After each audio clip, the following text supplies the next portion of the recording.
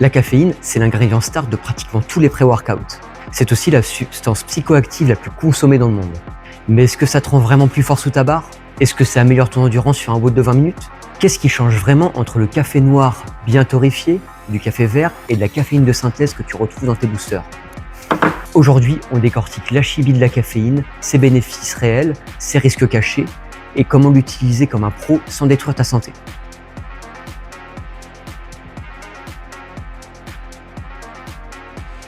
Pour comprendre comment la caféine agit, il faut regarder ce qui se passe dans ton cerveau.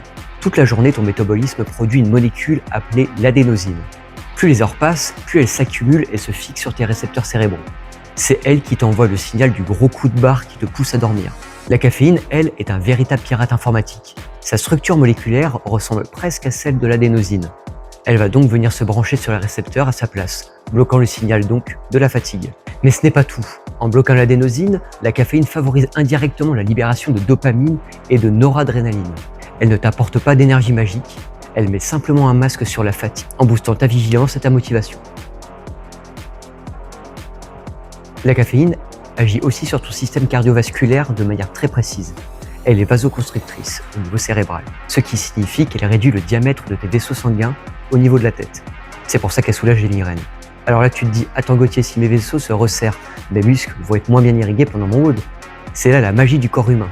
Pendant que la caféine resserre légèrement certains vaisseaux périphériques, l'exercice intense, lui, force la vasodilatation locale des vaisseaux qui nourrissent les muscles pour t'apporter un maximum d'oxygène. En parallèle, la caféine stimule la libération d'adrénaline. Ton rythme cardiaque s'accélère, ta pression artérielle monte et ton cœur pompe plus fort pour rediriger le sang en priorité où l'effort maximal en a besoin, tes muscles.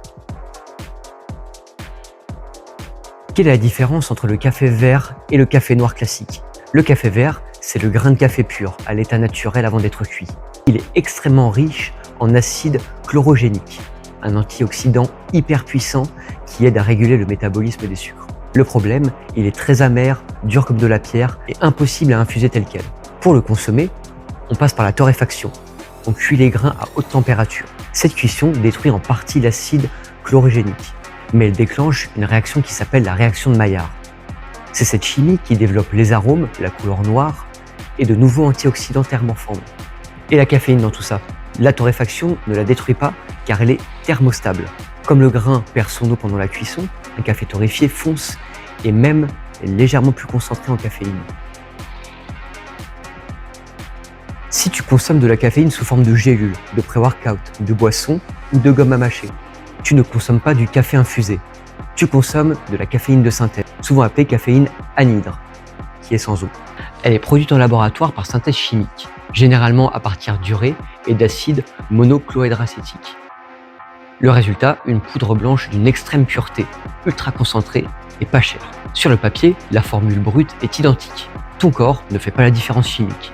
Mais dans la pratique, la cinétique d'absorption change tout. Le café classique, la caféine est liée à une matrice organique qui ralentit sa digestion. L'assimilation est progressive. La caféine synthétique, elle est totalement libre. Elle passe la barrière intestinale à la vitesse de l'éclair. Cela provoque un pic plasmatique ultra violent. Tu as un coup de fouet immédiat, parfait pour l'explosivité. Mais le risque de tremblement, d'anxiété et de crash d'énergie après la séance est beaucoup plus élevé.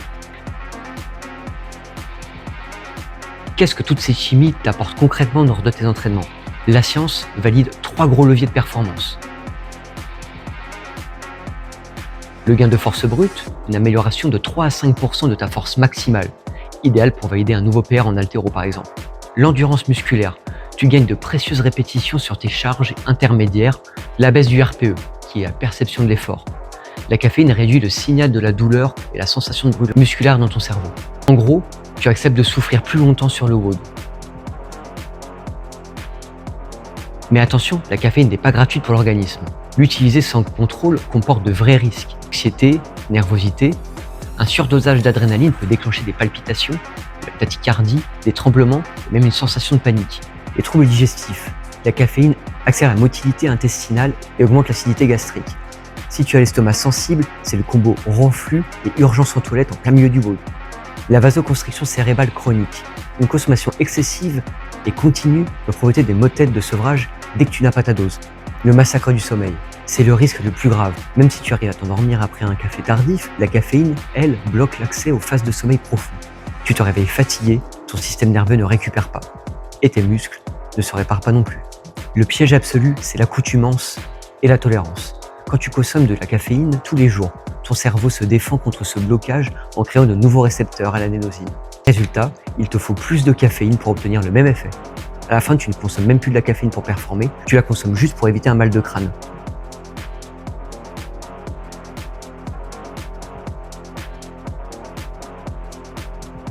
Le protocole de sevrage.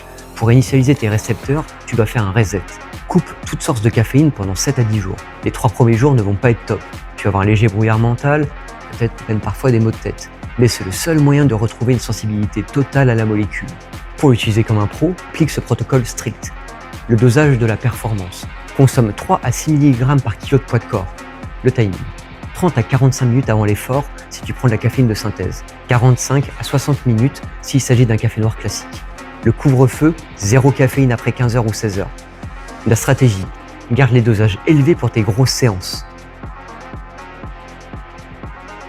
La caféine est l'un des suppléments les plus solides, les plus étudiés de la nutrition sportive. C'est un outil incroyable, mais ça ne doit jamais devenir une béquille. Passons maintenant au RX Score. Niveau preuve, on est à 5 sur 5. L'intérêt pour le CrossFit, 4 sur 5. Le rapport qualité-prix, 5 sur 5. Si tu l'utilises pour masquer le fait que tu ne dors que 5 heures par nuit, que tu manges mal, tu tires simplement sur la corde. Et ton corps finira par te le faire payer. Dis-moi en commentaire sous quelle forme tu prends ta caféine. Noire, en gélule, en booster ou bien en forme chimique. Abonne-toi pour ne pas rater le prochain épisode de RX Nutrition. Et n'oublie jamais, le meilleur complément restera toujours celui qui vient après un entraînement intelligent, une alimentation adaptée et une bonne récupération.